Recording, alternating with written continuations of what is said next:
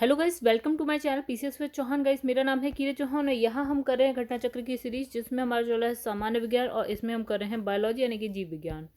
Chapter number 7 चल रहा है यानी मानव शारीरिक एवं क्रिया विज्ञान, और उसमें आप करेंगे पार्ट 6, तो जो कि है उत्सर्जन तंत्र। गाइस, आप इंस्टाग्राम पे मुझे फॉलो कर सकते हैं, और अगर आपको यहाँ हमारी वीडियो पसंद आती है, वीडियो को लाइक कर दीजिएगा, कमेंट करके बताइएगा कैसी लगी एंड शेयर करिएगा। एंड अगर अभी तक आपने जो है चैनल को सब्सक्राइब नहीं किया है तो कर लीजिएगा। चलिए आगे बढ़ते हैं। तो ये है हमारा इंडेक्स। देखिए, हम जीव विज्ञान में हमने ये सारे कर लिए। चैप्टर नंबर 7 हमारा चला है। 7 पे भी हम बात करेंगे पार्ट 6 की, जो कि है उत्सर्जन तंत्र। छोटा सा चैप्टर है, एक वीडियो में कंप्लीट हो जाएगा। आगे के भी हम टॉपिक्स देख लेते हैं जो हमें करने हैं आगे फ्यूचर में, ठीक है। तो वैसे कुछ भी अच्छा लगता है चैनल पे तो प्लीज़ चैनल को सब्सक्राइब जरूर करिएगा। इंस्टाग्राम आप फॉलो कर सकते हैं मेरा। तो दोस्तों, इंस्टाग्राम के लिए इसलिए मैं कह रही हूँ, अगर आपकी तरफ से कोई भी क्वेश्चन या कुछ भी क्वेरी हो तो आप इंस्टाग्राम पे मैसेज कर सकते हैं। चलिए, अब है हमारा उत्सर्जन तंत्र। स्टार्ट करते हैं नोट से, फिर है क्वेश्चन आंसर, एक ही वीडियो में कंप्लीट कर लेंगे। तो यहाँ पे लिखा है कि शरीर की कोशिकाओं यानी कि सेल्स में उपापचय के फलस्वरूप क्या कार्बन डाइऑक्साइड, जल, अमोनिया, यूरिया, यूरिक एसिड आदि कई ऐसे अपशिष्ट यानी कि वेस्ट पदार्थ बनते रहते हैं जो शरीर के लिए क्या होते हैं, अनावश्यक या हानिकारक होते हैं। यानी इसने बोला कि जब हम हमारे जो शरीर में क्या होता है उपापचय, तो इसमें क्या हो जाता है, इसकी वजह से क्या होता है, कार्बन डाइऑक्साइड निकलती है। मतलब कार्बन डाइऑक्साइड, जल, अमोनिया, यूरिया, ये सारी चीज़ें जो हैं ये सब क्या है, अवशिष्ट पदार्थ हैं जिसकी हमारे शरीर को ज़रूरत नहीं होती है, ठीक है। तो लिखा है इन अवशिष्ट पदार्थों को शरीर के बाहरी वातावरण में विसर्जित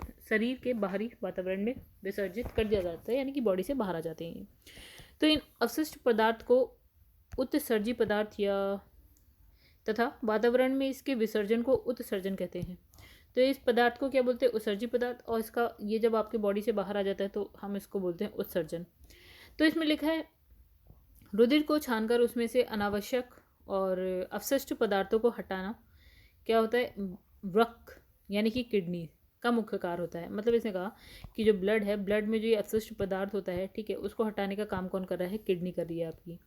चलिए, अब इसने कहा जो किडनी है शरीर के तरल को छानकर इसमें उपस्थित जो हानिकारक अपशिष्ट या निरर्थक पदार्थ होते हैं उसे मूत्र के रूप में शरीर से लगातार बाहर निकालते रहने के अतिरिक्त क्या है, शरीर में लवणों, जल की मात्रा का नियंत्रण करती है। यानी कि यहाँ पे 3 काम बता दिए किसके, किडनी के, ठीक है। पहला कि जो ये भी अवशिष्ट पदार्थ है वो आपके शरीर में जो है वो मूत्र के रूप में बाहर निकलती है, एक चीज़। दूसरा इसने कहा शरीर में जो लवण है या फिर जल की जो मात्रा है उसको नियंत्रण बनाए रखती है, उसमें ना कमी होने देती है ना ज़्यादा। अच्छा, अब लिखा है कि रक्त के परासरणीय दाब यानी कि ऑस्मोटिक प्रेशर यानी कि ओपी और इसकी मात्रा का नियमन करती है। चलिए आगे बढ़ते हैं। तो मनुष्य सहित जो दूसरे स्तनियों यानी जो स्तनधारी होते हैं उसमें मुख्य उत्सर्जी अंग क्या होता है, उत्सर्जी अंग एक जोड़ी वृक्क यानी कि किडनी पाई जाती है। मतलब इसने कहा कि भैया हम जानते हैं हमारे पास दो किडनी है, तो यहाँ पे एक जोड़ी का मतलब हो गया 2 किडनी। तो वृक्क नलिकाएं और क्या है, नेफ्रॉन पाई जाती हैं, ठीक है। तो इसमें क्या वृक्क नलिका बोली जाए या नेफ्रॉन आपको पता होना चाहिए, चाहे आप हिंदी मीडियम से हो चाहे इंग्लिश, मतलब हिंदी में कर रहे हो चाहे इंग्लिश में, तो नेफ्रॉन पता होना चाहिए कि किडनी में क्या होता है, नेफ्रॉन पाई जाती है जो कि उस सर्जन की संरचनात्मक और क्रियात्मक इकाई है, ठीक है। तो नेफ्रॉन बहुत इंपॉर्टेंट है, पता होना चाहिए। तो औसतन प्रत्येक जो किडनी में 10 लाख नेफ्रॉन पाए जाते हैं। तो कितने पाए जाते हैं, 10 लाख। चलिए, मनुष्य के शरीर में जो है रक्त के शुद्धिकरण की प्रक्रिया डायलिसिस कहलाती है। यानी कि जो रक्त है, रक्त का शुद्धिकरण क्या कहलाता है, डायलिसिस, ठीक है।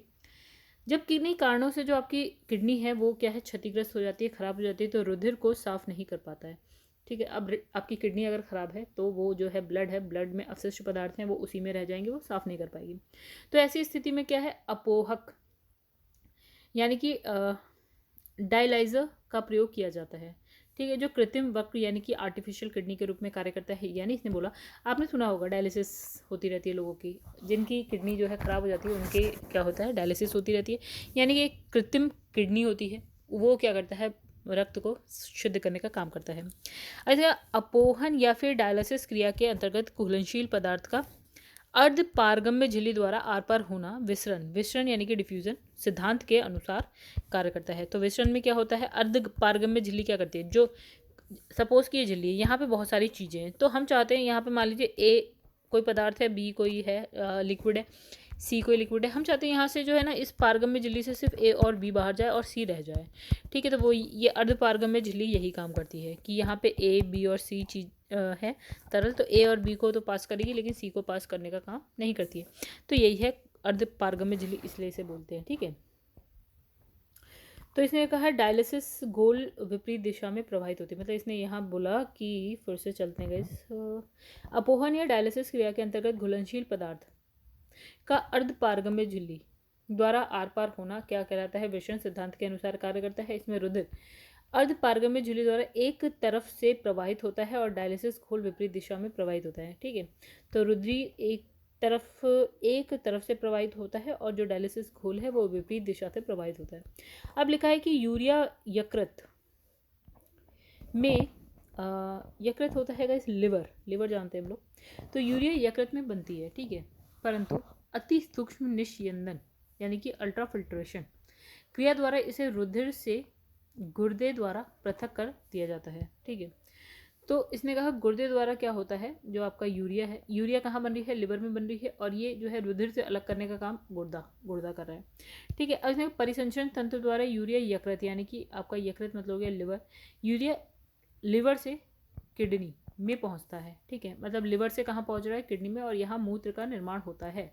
चलिए आगे बढ़ते। सामान्यतः मनुष्य दिन भर में जो 1.5 लीटर मूत्र यानी कि जो यूरिन होता है का उत्सर्जन करता है, कितने? 1.5 लीटर सामान्यतः, ठीक है। मूत्र हल्का क्या होता है? अम्लीय होता है। देखिए पीएच वैल्यू अगर 7 है तो उदासीन है, 7 से ज़्यादा है तो क्षारीय है, और 7 से कम है तो अम्लीय है, ठीक है, यानी एसिडिक है। तो यहाँ पे 7 से कम है यानी कि हल्का क्या होता है? अम्लीय होता है।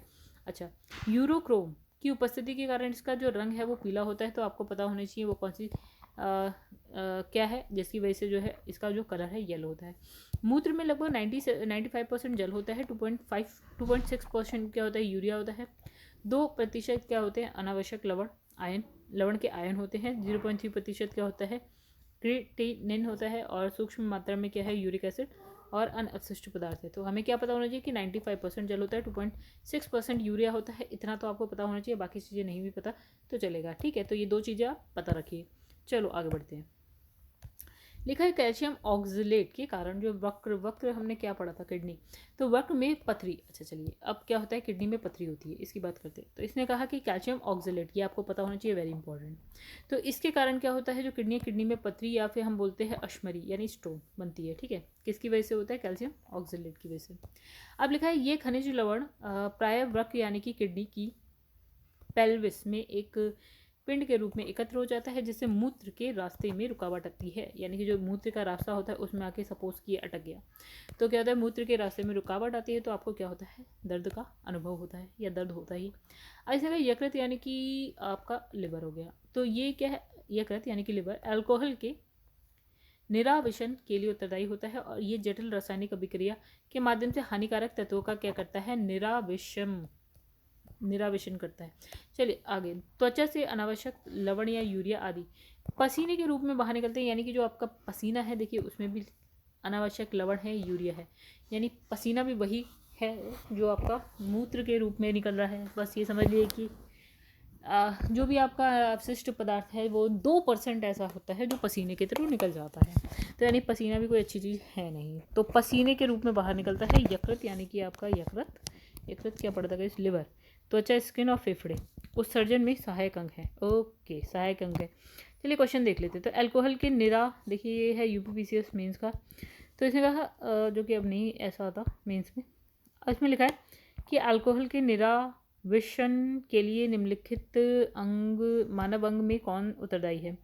तो क्या है लिखा है यहाँ पे? यकृत यानी कि आपका लिवर। तो देखिए लिवर जो है अल्कोहल के निरावेशन के लिए उत्तरदायी है, और यकृत जो है जटिल रासायनिक अभिक्रिया के माध्यम से हानिकारक तत्वों का निरावेशन करता है। चलिए आगे बढ़ जाते हैं। तो लिखा है एक स्वस्थ मनुष्य एक दिन में निम्नलिखित मतलब कितनी मात्रा में जो है आपकी मूत्र का विसर्जन करता है? तो हमने पढ़ा 1.5 लीटर, ठीक है, 1.5 लीटर। अच्छा, मूत्र का जो पीएच होता है वो 6 होता है। ये क्या होती है? अम्लीय होते हैं, और ये जो है हल्की पीले रंग की होती है। अब इसने कहा यूरोक्रोम है, जिसकी वजह से इसका कलर जो है येलो होता है। अब यूरोक्रोम जो है हीमोग्लोबिन के विखंडन से बनता है। चलिए नई बात पता चली कि यूरोक्रोम जो होता है, जिसकी वजह से मूत्र पीले रंग का होता है, वो जो है हीमोग्लोबिन के विखंडन से बनता है। अब 95% इसमें जल होता है, ये भी आपको पता होना चाहिए, और कितने परसेंट इसमें यूरिया होता है तो वो भी आपको पता होना चाहिए। ठीक है, तो 95% जल और 2.6% क्या होता है, यूरिया होता है। ये दो चीज़ें तो एटलीस्ट आपको पता ही होनी चाहिए। चलिए आइए आईएएस का क्वेश्चन देख लेते हैं। क्वेश्चन देख के पता चल जाता है कि आईएएस का है। चलिए इसने लिखा वृक्क यानी कि किडनी में उत्सर्ग अपनयन के पश्चात स्वच्छ रक्त वृक्कीय धमनी से वापस जाता है। चलिए एक बात। तो दूसरी बात इसने कहा, तो गैस इसमें दूसरा पॉइंट लिखा है कि बोमन संपुट से निस्यंदित द्रव लघु नलिकाओं से गुजरता है, जहां अधिकांश ग्लूकोज का पुनरावशोषण होता है और वृक्कीय शिरा में रक्त के पास वापस भेजा जाता है। तो गैस कहानी कुछ ऐसी है कि आगे बढ़ते हैं, क्योंकि इतनी हिंदी तो मुझे भी समझ में नहीं है। आंसर है बी यानी कि केवल 2। मनुष्य सहित दूसरे स्तनियों में मुख्य जो उत्सर्जी अंग एक जोड़ी वृक्क यानी कि किडनी पाए जाते हैं, और वृक्क यानी कि किडनी में वृक्क नलिकाएं या नेफ्रॉन पाई जाती हैं। उत्सर्जन की इकाई है ये। ठीक है, ऐसे कहा कि रक्त वृक्कीय धमनी से वृक्क के उत्सर्जन अपनयन के पूर्व जाता है, और बोमन संपुट से जो है निस्यंदित द्रव लघु नलिकाओं से गुजरता है, जहां अधिकांश ग्लूकोज का पुनरावशोषण होता है और वृक्कीय शिरा के रक्त के पास क्या है, वापस भेजा जाता है। तो गाइस देखिए, ये मुझे समझ में नहीं आया। मैं झूठ क्यों बोलूँ, इसमें क्या एक्सप्लेन करूँ जब मुझे ही समझ में नहीं आया। इतनी अजीब हिंदी में लिखा है कि मतलब मुझे समझ नहीं आया, या ये प्रोसेस मुझे नहीं पता सही से, तो मैं नहीं एक्सप्लेन कर सकती। आप लोग एक बार समझिए। ठीक है, अगर आप समझ पाए तो मनुष्य शरीर में खून की शुद्धिकरण की प्रक्रिया को कहते हैं, क्या बोलते हैं हम? वेरी सिंपल, डायलिसिस बोलते हैं हम। ठीक है, तो लिखा मनुष्य शरीर में खून की शुद्धिकरण की प्रक्रिया डायलिसिस कहलाती है, और मानव शरीर में संपूर्ण रुधिर जो है वृक्क यानी कि आपका क्या बोलते हैं इसे, किडनी के माध्यम से शुद्ध होता है, और ये रुधिर में नाइट्रोजन यौगिक, यूरिया, यूरिक एसिड आदि को पृथक करता है। तो किडनी का काम नाइट्रोजन यौगिक, यूरिया, यूरिक एसिड को अलग करता है, और रक्त के परासरणीय दाब यानी कि ओपी और इसकी मात्रा का नियमन करता है। चलिए आगे बढ़ते हैं। निम्न में से कौन सा सही है, तो आइए सही पढ़ लेते हैं। तो शरीर की सारा रक्त किडनी के माध्यम से शुद्ध होता है, वेरी ट्रू, यानी कि ये सही है। चलिए आगे बढ़ते हैं। तो डायलिसिस किससे संबंधित है, तो किडनी से होती है, यानी कि वृक्क। तो गाइस अगर मैं वृक्क गलत बोल रही हूँ तो आप करेक्ट बता दीजिएगा मुझे कमेंट करके। ठीक है, यहाँ लिखा है अपोहन यानी कि डायलिसिस क्रिया वृक्क से संबंधित है, जो कि कृत्रिम वृक्क यानी आर्टिफिशियल किडनी के रूप में कार्य करता है। इसका उपयोग क्या है? इसका उपयोग उस समय किया जाता है जब दोनों जो किडनी है, इसलिए मैं इसे किडनी बोली क्योंकि शायद मैं प्रोनाउंस गलत कर रही हूँ। ठीक है, तो दोनों किडनी अपना कार्य बंद कर देती है, तब हम इसको यूज़ करते हैं। डायलिसिस क्रिया के अंतर्गत घुलनशील पदार्थ का अर्ध पारगम्य झिल्ली यानी कि सेमी परमिएबल मेम्ब्रेन द्वारा क्या है, आर पार होना विसरण सिद्धांत के अनुसार कार्य करता है। रुधिर अर्ध पारगम्य झिल्ली द्वारा एक तरफ से प्रवाहित होता है, और डायलिसिस घोल जो होता है विपरीत दिशा में प्रवाहित होता है। तो ये हम पढ़ चुके। यूरिया किसके द्वारा रक्त से पृथक किया जाता है, तो वेरी सिंपल, गुर्दा मतलब होता है किडनी। अब लिखा है यूरिया जो है अति सूक्ष्म निस्यंदन यानी कि अल्ट्राफिकेशन क्रिया द्वारा जो होता है रुधिर से गुर्दे यानी कि किडनी द्वारा पृथक कर दिया जाता है। अब इसने कहा क्योंकि यूरिया एक उत्सर्जी पदार्थ है जिसका शरीर से बाहर निकलना अति आवश्यक है, और इस प्रकार यूरिया मूत्र के माध्यम से क्या होता है, शरीर से बाहर निकल जाता है। अगर ये शरीर से बाहर नहीं निकलेगा तो कैसे आप ही मतलब इंसान ही क्या होगा, मनुष्य क्या होगा, बीमार होना शुरू हो जाएगा। अगर मानव में गुर्दे निम्नलिखित में से किस प्रणाली से के अंग हैं, किस प्रणाली के, तो ये वेरी सिंपल, किसके, एक्सक्रीशन यानी कि उत्सर्जन। तो हम उत्सर्जन तंत्र तो वैसे ही पढ़े हैं। ठीक है, तो इंग्लिश में बोलते हैं। तो वैसे एक चीज़ यहाँ पे ना, ये सारी चीज़ें मुझे जो पसंद नहीं आती हैं वो ये है कि भैया अगर आप हिंदी का मतलब आपका मीडियम अगर हिंदी है तो चीज़ें भी हिंदी में होनी चाहिए, लेकिन ये कई बार क्या करते हैं, वही इंग्लिश के वर्ड को हिंदी में लिख देते हैं। ठीक है, तो ये मुझे बात गलत लगती है, क्योंकि बहुत लोग क्या करते हैं कि इंग्लिश वाले वर्ड को स्क्रिप्ट करते जाते हैं, नहीं पढ़ते हैं, और ये जो होता है आपको 1 नंबर काटने का काम कर देता है। तो मानवों में गुर्दे यानी कि किडनी उत्सर्जन तंत्र यानी कि देखिए यहाँ पे क्या लिखा है, एक्सक्रीटरी सिस्टम के महत्वपूर्ण अंग। रुधिर को छानकर इसमें से अनावश्यक और अपशिष्ट पदार्थों को हटाना गुर्दे का मूल कार्य है, यानी कि किडनी का मूल कार्य है। अगर किडनी से प्रति मिनट औसत रक्त प्रवाह होता है कितना? ठीक है, तो ये हम पीछे पढ़ के नहीं आए, तो आंसर है 1200 सीसी। चलिए यहाँ पढ़ते हैं। इसमें लिखा है वृक्क यानी कि किडनी मानव शरीर का सबसे महत्वपूर्ण अंग है। इसका मुख्य कार्य क्या है? रक्त को शुद्ध करना, शरीर से विषाक्त पदार्थों को मूल के माध्यम से बाहर निकाल देना। तो मानव वृक्क यानी कि किडनी प्रतिदिन 1500 लीटर रक्त को शुद्ध करता है और 1.5 लीटर मूत्र में तब्दील करता है। ठीक है, यानी कि आप एक दिन में कितने मात्रा में मूत्र जो है उत्सर्जित करते हो? तो 1.5 लीटर। ठीक है, तो किडनी से प्रति मिनट जो है आपका 1200 सीसी रक्त प्रवाहित होता है। चलिए इसे अपोहक, अपोहक जिसके कार्य संपादन हेतु प्रयुक्त तो होता है वह क्या है गाइस? वक्र यानी कि वृक्क यानी कि किडनी। जब किडनी किन्हीं कारणवश क्या होता है आपका क्षतिग्रस्त हो जाती है, रुधिर को साफ नहीं कर पाती है, तो ऐसी स्थिति में रुधिर को साफ करने हेतु अर्थात इसमें से उत्सर्जित पदार्थ को अलग करने के लिए हम क्या यूज़ करते हैं? डायलाइजर यानी कि अपोहक को यूज़ करते हैं। ये क्या है? एक आपका आर्टिफिशियल किडनी है। ठीक है, कई बार जो इंग्लिश के वर्ड मुझे लगता है हिंदी से ज़्यादा आसान होते हैं बोलना। जब जो आपका किडनी कार्य करना बंद कर दे तो निम्नलिखित में से कौन सा पदार्थ जमा होता है? तो गैस जब किडनी आपका, तो रक्त में क्या है? नाइट्रोजनी अपशिष्ट पदार्थ जो है आपका जमा होने लगता है।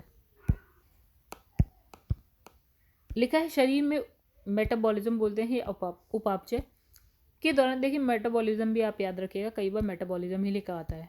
तो शरीर में उपापचय के दौरान बहुत से ऐसे पदार्थ बनते हैं जो शरीर के लिए हानिकारक होते हैं, उन्हें नाइट्रोजनित अपशिष्ट पदार्थ कहते हैं। जैसे अमोनिया हो गया, ठीक है, यूरिया हो गया, यूरिक एसिड हो गया, ये सब। तो किडनी की अति सूक्ष्म निस्यंदन या अल्ट्राफिकेशन क्रिया द्वारा इन्हें रुधिर से अलग कर मूत्र के रूप में क्या होता है? बाहर निकाल दिया जाता है। 1.5 लीटर मूत्र आप जो है एक दिन में उत्सर्जित करते हैं। निम्नलिखित में से कौन मानव गुर्दे यानी कि किडनी का सामान्य कार्य नहीं है? ठीक है, तो देखिए रक्त में जल की मात्रा का नियंत्रण करता है, बिल्कुल करता है। यूरिया को छानकर बाहर निकालता है, बिल्कुल करता है। कई हार्मोनों का स्रावण भी करता है ये। ठीक है, अब क्या नहीं करता? ये शर्करा की मात्रा को नियंत्रित नहीं करता। ठीक है, अब शर्करा की मात्रा को नियंत्रित करने वाला क्या है? अग्नाशय से एक हार्मोन निकलता है जिसको हम बोलते हैं इंसुलिन, वो करता है। ठीक है, तो ये काम ये नहीं करता। तो इसमें लिखा है अग्नाशय इंसुलिन नामक जो है हार्मोन उत्पन्न करता है जो रक्त में जो है रक्त में शर्करा की मात्रा को नियंत्रित करने में मदद करता है। अगर यहीं पे इंसुलिन की कमी हो जाती है तो रक्त में शर्करा की मात्रा बढ़ जाती है, जिससे आपको कौन सा रोग होता है? डायबिटीज़ होता है। चलिए आगे बढ़ते हैं। तो मानव वक्र, अश्मरी यानी कि किडनी स्टोन में पाए जाने वाला प्रमुख रासायनिक यौगिक कौन सा है? तो कैल्शियम ऑक्जेलेट है। ठीक है, अच्छा किडनी की पेल्विस में खनिज लवण यानी कि कैल्शियम ऑक्जेलेट में क्रिस्टलन एक पिंड के रूप में एकत्र हो जाता है, जिससे मूत्र के रास्ते में रुकावट आती है। कैल्शियम ऑक्जेलेट के कारण जो है किडनी में पथरी यानी कि अश्मरी यानी कि स्टोन बनती है। चलिए आगे बढ़ते हैं। तो मानव गुर्दे में बनने वाली पथरी प्रायः बनी होती है किससे बनी होती है? कैल्शियम ऑक्जेलेट से। चलिए मानव गुर्दे में पथरी निम्न में से किसकी वजह से बनती है? तो कैल्शियम ऑक्जेलेट। रिपीट हो रहे हैं क्वेश्चन।